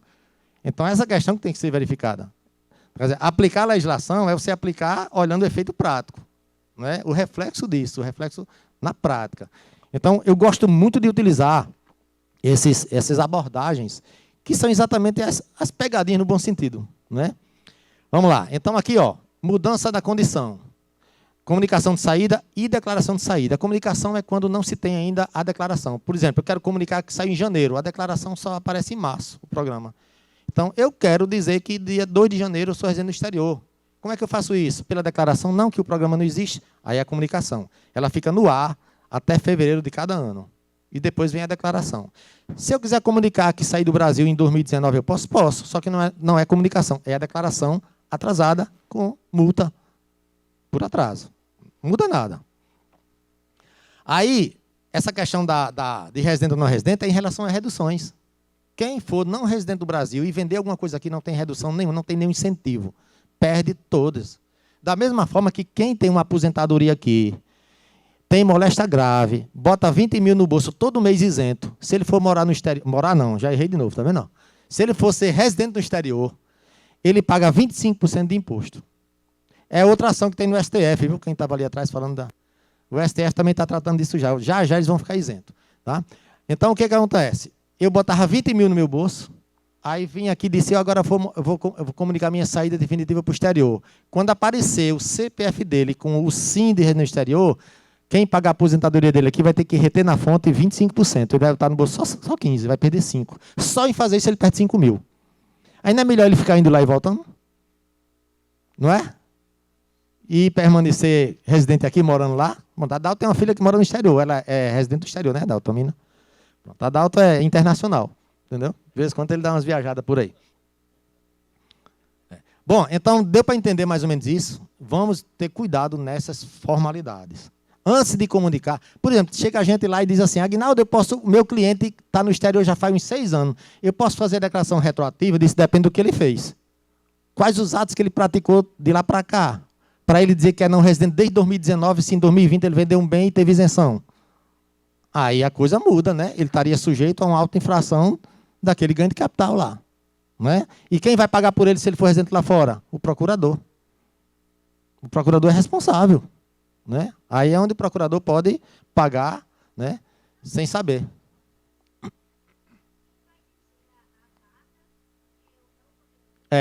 Quando alguém diz assim, olha, o meu cliente, você se diga assim, nós, né, nós somos um corpo só. Né? Diz assim, olha, o meu cliente quer comunicar a saída dele, como é que eu faço? Ele diz, não sei não. E você diz a mesma coisa. Ei, contadora, como é que eu faço para comunicar minha saída? Qual data? Eu disse, eu não sei não. Quem sabe é você. Isso é subjetivo. É subjetivo. Tá? Eu disse, eu não posso dizer quando é que você vai ser residente no exterior. Quem vai dizer é você. Retroativo, a partir de hoje, desde janeiro. Entendeu? Por exemplo, se eu quiser comunicar minha saída amanhã, eu tenho que usar a comunicação. Porque a declaração é em 2023. Aí eu já faço a comunicação hoje. E na comunicação eu vou dizer quem vai comigo. Dependente. Certo? O titular. Porque tem gente que faz a comunicação só dele e esquece da mulher. Esquece, já teve caso. Ele foi pedir para cancelar para botar a mulher e essa mulher ficou. Né? Por quê? Porque não colocou ali. E outra coisa, na hora que você faz essa comunicação, lá na internet, é porque não é assunto aqui, né? Não ia mostrar para vocês. Tem lá para você emitir uma declaração para levar para a sua fonte pagadora. Por exemplo, você vai morar no... Está vendo errando? É a mania. Você vai ser residente do exterior, tá? Recebe um aluguel de uma empresa aqui, recebe aluguel. Aí você tem que chegar na empresa e dizer, a partir de tal data eu sou residente do exterior. Aí a empresa não vai mais para a tabela progressiva apurar o imposto de renda com aquele código 3208 de aluguel mais não. Ela vai pegar 15%, tirar e recolher e o cara fica com os 85% do aluguel. Não é mais tabela progressiva. Da mesma forma que a aposentadoria não tem mais desconto de previdência, não tem dependente, não tem previdência oficial, não tem despesa médica, não tem nada. É bruto. É tributação exclusiva, né, para quem é residente lá fora. Vamos para cá. Condição do possuidor do único imóvel. Aquele imóvel que eu posso vender por até 440 mil, certo? E não tiver feito outra venda nos últimos 5 anos, data de compra de outro imóvel, inclusive na planta. Por que eu coloquei essa observação aqui? Inclusive na planta. Porque às vezes você compra um imóvel na planta, não está R$1. Você assinou um papel. E isso é uma alienação. Você assinar o contrato é uma alienação. Aí vamos supor que eu tenha lá um imóvel que comprei bem baratinho. Está lá, declarado por 100 mil, vou vender por 450 mil. 450 já é acima do limite. Eu comprei por 100 mil, vou vender por 400. Opa! Neste caso, eu vou ter um lucro de 300 e vou ficar isento. Não é? Comprei por 100, vendi por 400, meu lucro de 300 vai ficar no meu bolso. Aí o que acontece? Aí eu vou vender esse imóvel, tá certo? Só que eu assinei o contrato de venda hoje, hoje. Só que ontem eu assinei um contrato da compra de imóvel na planta sem dar R$1 de entrada. O que aconteceu ontem? Adquiri um imóvel. Como é que tem hoje? 2 imóveis. Perdi a isenção. Por conta de um dia, eu perdi a isenção. É isso que eu digo. A gente tem que ter muito cuidado nas datas, nas fronteiras. Eu chamo fronteiras. Fronteira das datas. Tá? Essa do cara que foi para o exterior, que ia vender, né, o imóvel dele, olha a data. Vê o que faz antes e depois. Então, assim, se você vai vender seu único imóvel, não assine um contrato de outro, porque não vai ter que pagar nada, aí assina. Na hora que ele assina, no dia que ele vendeu, estava com 2 imóveis. Vendeu hoje, mas comprou um ontem. Só assinando o papel. É assim. É dessa forma. E o cartório informa. O cartório informa depois disso, nessas datas. Vamos lá. Em relação a único imóvel ainda. Compra de outro imóvel após o casamento. Pronto, um que envolve casamento aqui. Ó. Compra de outro imóvel após o casamento. Cada um com um único imóvel privativo. O que eu quis dizer aqui? Um casal. O noivo e a noiva. Cada um tem um apartamento. Cada um tem um bem privativo. Certo? O que acontece? Quando eles casarem, cada um vai ter seu bem privativo. Se for o único bem de cada um, podem vender por até 440 mil, ficar isento, e o outro também. Tá? Só que eles pensam em vender esse bem, eles pensam em vender, cada um vender o seu, usando a isenção, aí cai na besteira de assinar um contrato de um apartamento na planta um dia depois do casamento. O que aconteceu? Cada um tem 2 imóveis. Por quê? Depois do casamento é um bem comum, tem 50% do bem. Tá? Mas é o que acontece, né? Nós tivemos um caso, assim, os casos verdade, né? A Adalto gosta das histórias da Receita, né? Uma senhora, ela recebeu um bem de herança, que era um bem privativo. Aí o marido disse, bem, vamos vender essa casa e comprar uma casa melhor. Pronto, ela perdeu o bem privativo que ela tinha. Porque comprou outro imóvel. Aí passou a ser um bem comum. Então, o dinheiro da casa dela, que era um bem privativo, que recebeu de herança, passou a ser dos 2. E o pior, que ela foi lá conversar com a gente para saber o que ia fazer. Por quê? Porque o marido dela botou ela para fora e botou a mulher dentro da casa. Aí ela queria a parte dela. Quer dizer, um negócio totalmente maluco. Eu disse, ela deveria estar com a casa que recebeu do pai, né? Que deixou para ela, né? Pronto. Não estou dizendo que é para ninguém brigar, nem deixar de casar, não, Adalto. Eu estou só dizendo que tem fatos que geram problema. Entendeu? Bom, então, questão de data também, não é isso? Então, qual seria a melhor forma? Cada um vendia o seu primeiro, não é? Cada um vendia o seu por 400 mil. Depois que tivesse isento, aí comprava outro. Um bem comum, né? Mesmo que fosse na planta. Mas ele teria direito à isenção. Isenção na venda de imóvel residencial com produto da venda aplicado na compra de outro residencial. Ou seja, vendeu o imóvel residencial, aplicou o produto da venda na compra de outro residencial. Neste caso, não trata-se de um imóvel. Você pode vender 10 imóveis residenciais e comprar um residencial. Você pode vender um residencial e comprar 10. Aqui não é a questão do número de imóveis, é aplicar o produto da venda. Aplicar o produto da venda é pegar todo o dinheiro da venda e aplicar na compra. Não importa se vendeu um e comprou 2, se vendeu 2 e comprou 1. Agora, isso tem que ser feito dentro dos 180 dias. Tá? Repito, administrativamente é assim. Eu digo isso porque é tanta ação judicial que... Bom, contrato da venda antes do contrato da compra. Tá? Então, assim, se eu vender o imóvel e com o produto da venda comprar outro, é o quê? Venda, cronologicamente, venda, compra. Certo? Se eu assinar o contrato antes da venda, não tem isenção. Parece ridículo? Parece, mas não tem isenção. Porque tem que seguir a cronologia dos fatos. Eu vendo para depois comprar. Se eu comprar para depois vender, mesmo sabendo que o dinheiro é daquele imóvel da venda, para efeito de ganho de capital, não há isenção. Não há. Administrativamente. Venda com recebimento parcelado e compra com pagamentos parcelados. O que é isso? Se eu vender meu imóvel residencial hoje e acertar para o cara me pagar em 10 parcelas, algumas parcelas vão ficar fora dos 180 dias, não vão? A minha isenção será proporcional. Só vai ficar isento até aquilo que eu receber nos 180 dias. O que receber depois, tributado proporcionalmente. Da mesma forma, se eu comprar também, eu vendi hoje, apliquei o dinheiro e disse, não, eu vou lhe pagar em 10 parcelas. E o dinheiro está aqui rendendo. Aí eu vou pagando todo mês a ele. Quando passar os 180 dias, o que eu paguei depois também está fora de isenção.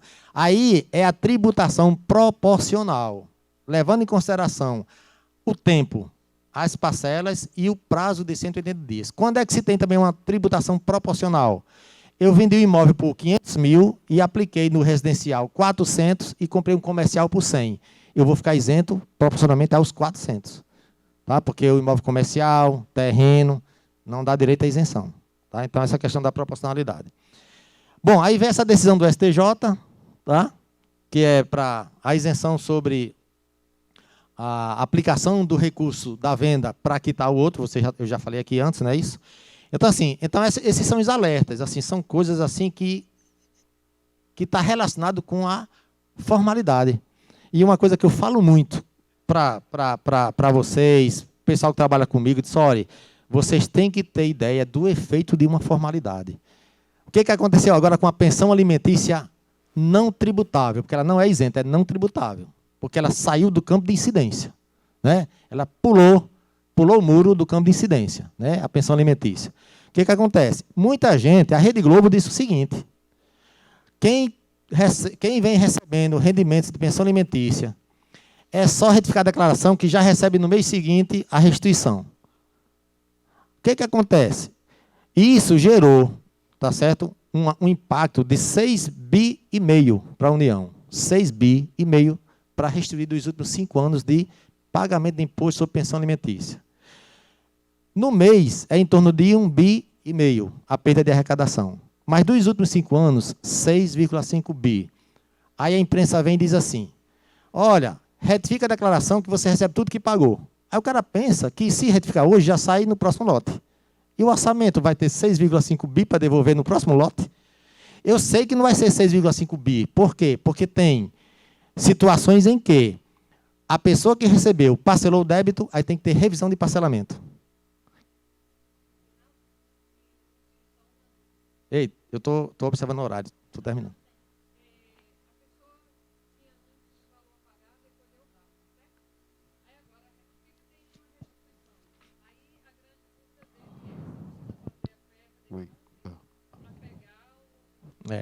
É bem simples, é bem simples. Uma declaração de quem recebe pensão alimentícia. Se for todo o rendimento for de pensão, então ela fica zerada de imposto. Porque não tem outro rendimento, né? Fica zerada. O que acontece? Se ele não pagou carnê-leão, que é uma antecipação, ele jamais vai ter restituição na declaração.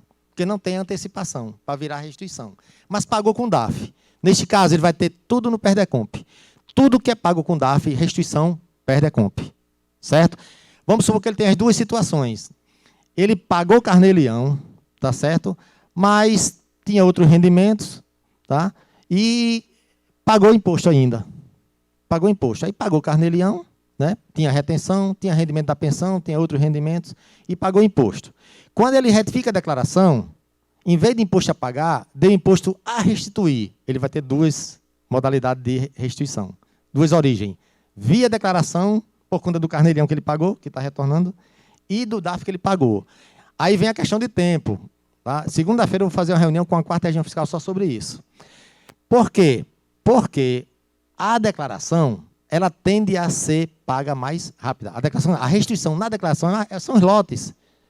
A minha preocupação é o impacto do Tesouro, no orçamento, que não está previsto. E o PERDECOMP demora um pouco. E tem os que vão demorar mais ainda, que é o quê? Quem teve a pensão alimentícia tributada e parcelou o débito, esse parcelamento, ele vira um bloco. Ele tem que ser desfeito.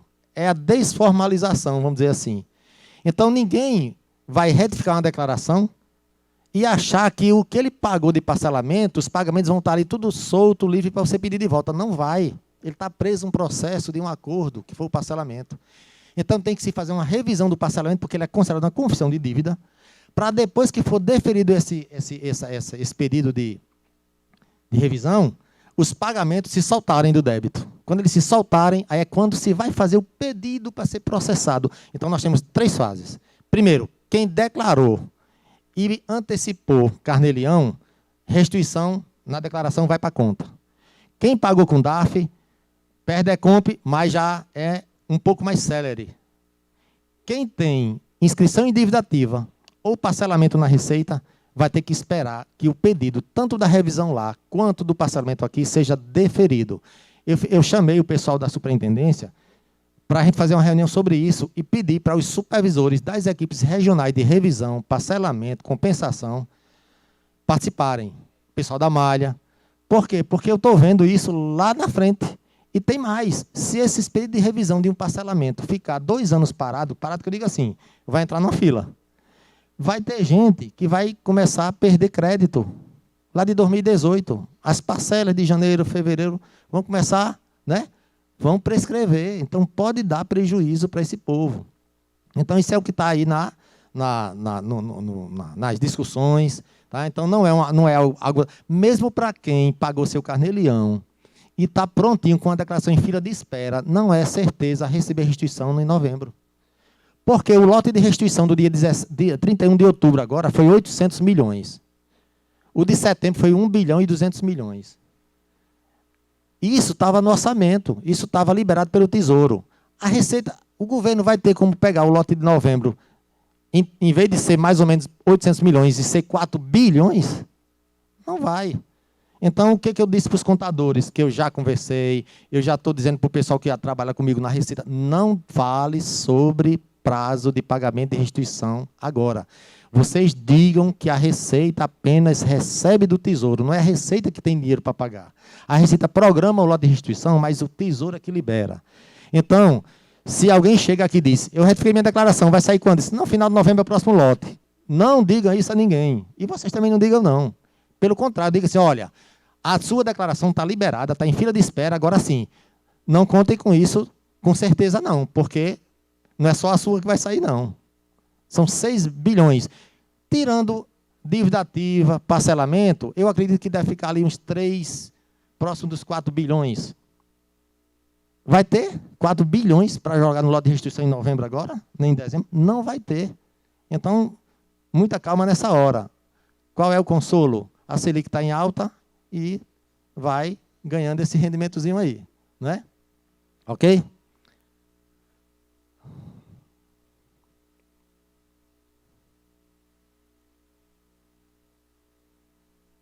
Travou? Travou, amiguinho. Ajuda aqui. Estou terminando, viu?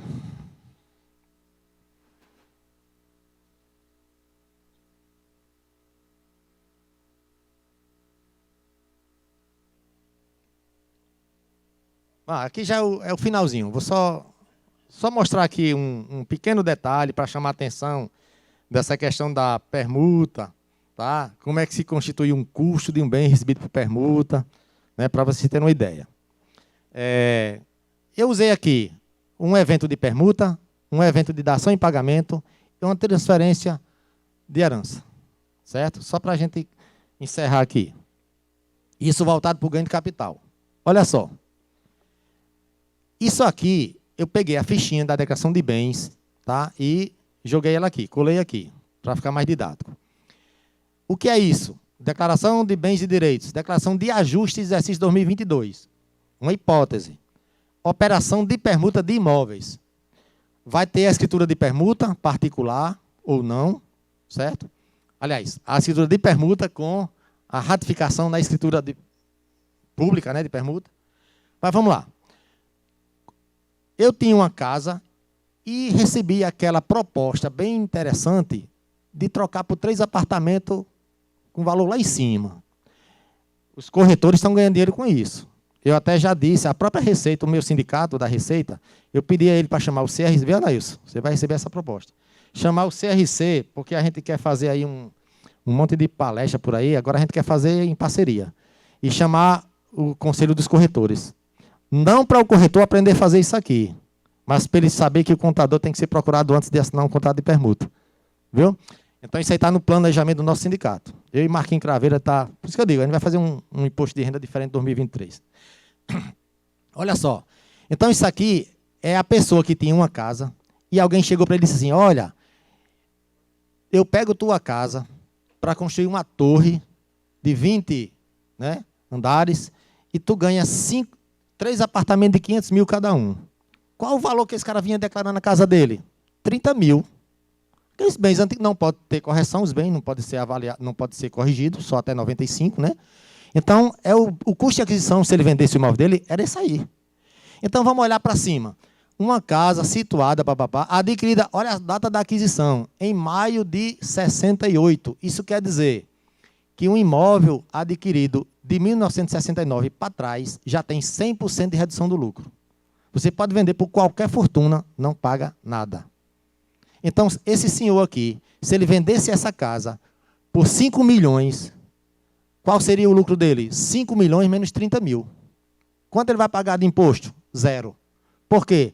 Porque a redução por 5% de cada ano para reduzir o lucro, ela foi revogada em 89. Então, de 88 para trás, cada ano é 5% de redução. Então, 69 para 88 dá 20 anos, vezes 5%, 100%.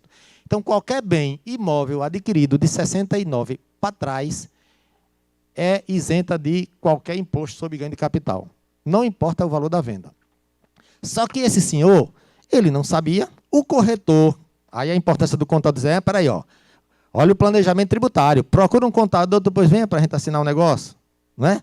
Aí o cara chegou e disse, ó, eu lhe dou 3 apartamentos de 500 mil, ou seja, ele está trocando a casa dele de 30 por 1 milhão e 500 mil, não é isso? Aí ele diz, a gente faz uma escritura de permuta, ele fica tão animado com os apartamentos, tá certo, que vai receber, que não olha mais nada e assina. Quando ele assina esse contrato de permuta, pegando a casa que é 30 mil, podendo vender por 5 milhões sem pagar nada, aí assina a permuta com 3 apartamentos. Como é que ele deve declarar esses apartamentos?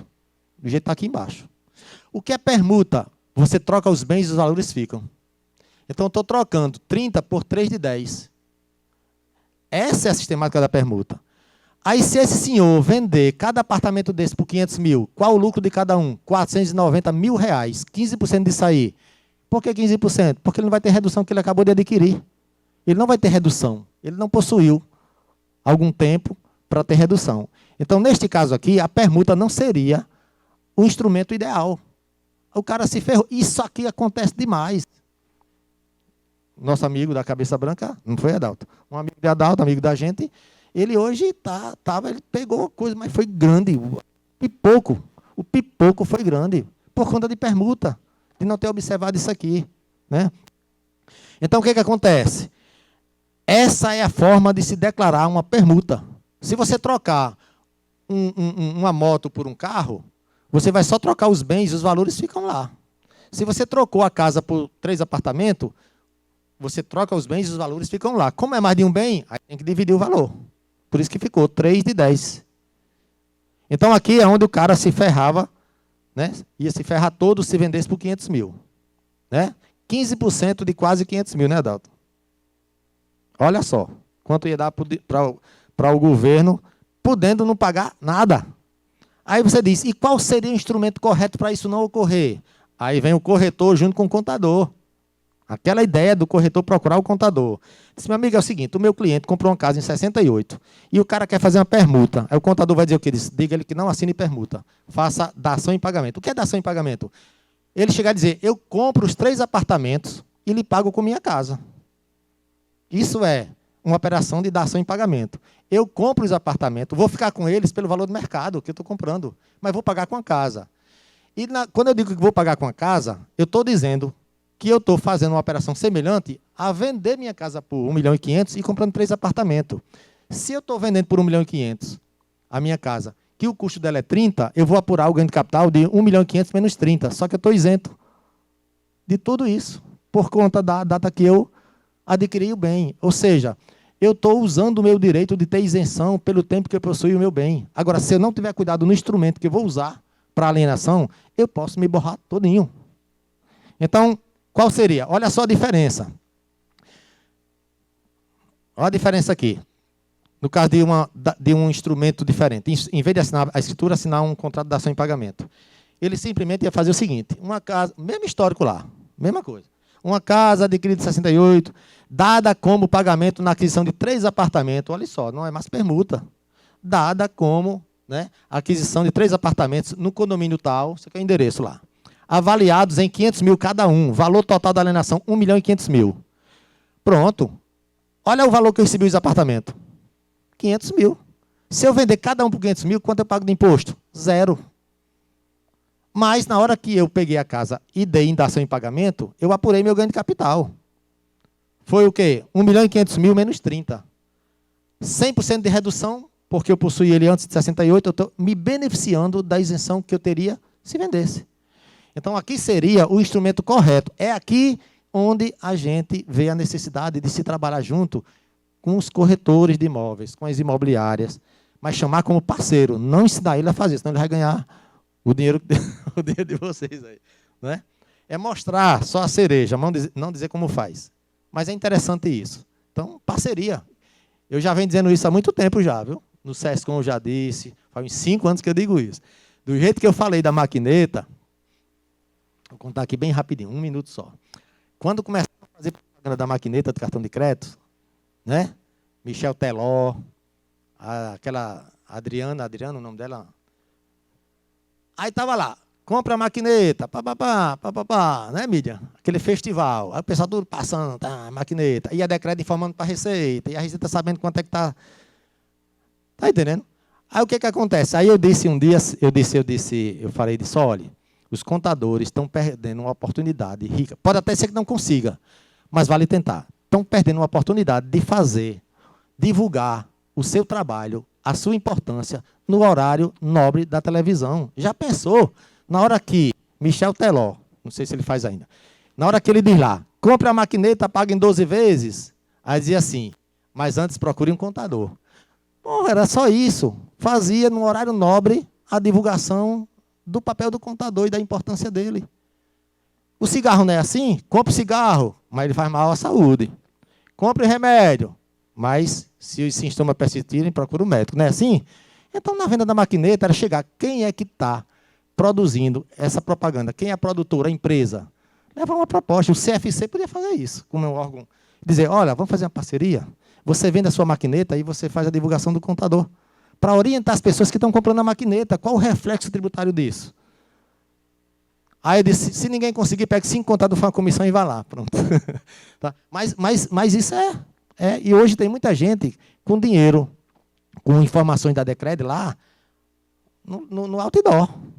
E o dinheiro passando sem ter nada de orientação sobre a questão tributária. Né? Bom, então, entender aqui a permuta, que era nociva, e dação em pagamento. Então, cada caso é um caso. Aí você diz, mas era obrigado ele fazer dação em pagamento só se o bem for comprado antes de 69? Não. É só olhar onde ele paga, como ele pagaria menos. Ele pode ter comprado esse imóvel em 1975. Não vai ficar isento, mas pagaria um pouquinho. Mas é menor do que tributar 500 menos 10 mil. Não é? Seria bem menor. Planejamento. Pegar os dados e fazer planejamento. Na hora da transmissão dos bens para os herdeiros, a mesma coisa. Eu vou transferir pelo valor maior e aproveitar a redução do falecido? Sim, porque você vai receber um bem pelo valor que ele declarava, podendo receber pelo valor maior e ter a isenção que ele teria caso vendesse. Seria isso. Aí, para terminar, aí eu coloquei aqui um caso de herança. Caso de herança. Olha só, aqui é a declaração final de espólio. A final. Veja que o layout dela é diferente. Tá? Ó. Tá? Aqui, ó, 31 de dezembro de 2020, 31 de dezembro de 2021. Né? Final de espólio. Situação na data da partilha e valor de transferência. É diferente. Situação na data da partilha é o valor de custo, o valor que ele vinha declarando. E o valor de transferência é o valor que os herdeiros vão receber. Então, eu fiz aqui, da mesma forma, considerando o mesmo imóvel, a mesma data de aquisição, e em vez de fazer permuta ou dação em pagamento, ele simplesmente transferir para os herdeiros pelo valor esquentado já. Entendeu? Pelo valor maior e o herdeiro não pagar quando vender. E o herdeiro aqui teria um segundo benefício, que seria o quê? O custo de aquisição por parte do herdeiro é a data da morte do pai. Ou seja, além dele ter esse benefício, quando recebe pelo valor maior, se ele valorizar e ele vender e tiver lucro, ele vai ter lucro reduzido, porque o custo de aquisição do bem recebido de herança é a data da morte do pai. Quanto mais tempo fizer que o pai faleceu ou a mãe, mais redução ele vai ter quando vender aquele bem que ele recebeu da herança. Faz parte da questão da parte das reduções. Bom, então aqui, uma casa situada na rua tal, adquirida em 68, transferida para os herdeiros. Aí eu simulei aqui como se fossem 2 herdeiros. José Antônio e Francisco de Assis, na proporção de 50% para cada um, conforme a escritura pública de inventário lavrada em fevereiro de 2022. Por que eu botei fevereiro de 2022? se ela for lavrada até o dia 28 de fevereiro, já entrega a declaração em 2022. Se ela tivesse sido lavrada em março, só em 2023. Mas isso aqui é coisa que você vê lá na hora que pegar um caso concreto. Como é que os herdeiros vão declarar esse bem? Quando o falecido aqui, o inventariante, pegou o bem de 30 mil e transferiu por 1 milhão e 500, ele tem que apurar o ganho de capital. Esse é um caso de ganho de capital na transferência, e não na venda, transferência. O ganho de capital aqui qual foi? Foi 1 milhão 470. Ele vai apurar. Mas como ele comprou em 68, 100% de redução, não paga nada. E o herdeiro vai receber como? Desse jeito, ó, os dois, cada um declara, é um bem que era comum ou era privativo do falecido e passou a ser um bem em condomínio. Mudou a natureza. Aqui é um bem em condomínio, porque um bem que era de uma pessoa passou a ser de duas. Então, ó, cada herdeiro vai declarar lá, ó, recebendo, tá? Eu acho que eu errei a data, eu acho que eu mudei a data e não alterei aqui. Uma correção, eu coloquei aqui fevereiro de 2022. Aqui era para ser a mesma data, viu? Perdão. Porque eu fiz ontem à noite isso aqui, lá no hotel. Bom, então, olha, cada herdeiro vai receber o bem dizendo que está recebendo 50%. Quanto? 750 mil. Se ele vender por 750 mil, ele está isento. Mas ele podia receber por 50. Aí vem um detalhe. Quando eu disse aqui, ó, quando eu disse que ele estava transferindo por 1 milhão e 500 mil e transmitia a declaração, beleza. Mas vamos supor que o cara chegou para o contador e disse, não, o prazo vai encerrar amanhã e eu quero que você entregue de qualquer jeito. É o pior mal que se faz. Isso é a multa mais boa de pagar, é uma multa por atraso num caso desse. Nem sempre pagar multa faz mal. Aqui é um caso que faz bem. Por que faz bem? Vamos supor que eu estou no dia 29 de abril, o prazo termina amanhã. Aí você é um contador desse cara. Aí ele diz assim, já transmitiu minha declaração? Disse, não, porque a gente não definiu ainda o valor de transferência do bem. Não, transfira porque o último dia é amanhã e eu vou pagar a multa. Quanto é essa multa? Não tem imposto devido, é R$ 165. Aí, por conta de não pagar R$ 165, eles mandam de qualquer jeito, aí o contador bota 30 mil aqui e 30 mil lá. O que acontece? Cada herdeiro recebeu por 15 mil. Se vender por 750, vai ser 750 menos 15 mil. Ferrou-se. E mais um detalhe, retificação de declaração pode ser feita a qualquer tempo, desde que não tenha fiscalização sobre aqueles fatos que estão na declaração ou dívida ativa. Só que aqui não é permitido retificar para alterar mais a questão final de espólio. Se você botou 30 mil aqui, não pode mais depois retificar para 1 milhão e 500. Até porque, se fosse possível fazer isso, os caras faziam o quê? Ficavam mudando a data de transferência à medida que fosse valorizando. Já é para isso que não é permitido retificar a declaração. Então, ó, isso aqui é a situação concreta que mais existe em relação às declarações que envolvem inventário. Declaração de inventário, ou declaração final de espólio, tem que ser feita com calma. Vai terminar o prazo? Paga a multa, não entregue, mas vai fazer o planejamento. Não vale a pena você se preocupar com prazo, com declaração final de espólio sem imposto devido. Por que eu digo sem imposto devido? Porque a base de cálculo da multa por atraso é imposto devido. É o valor mínimo, R$ 165. Aí, por conta disso, você vai pagar o quê? 80, 70, 120 mil de imposto, por conta de 165. Então, assim, são essas coisas que a gente tem que parar um pouquinho e pensar. Vamos evitar o risco. Ok? Eu acho que com isso aqui eu terminei.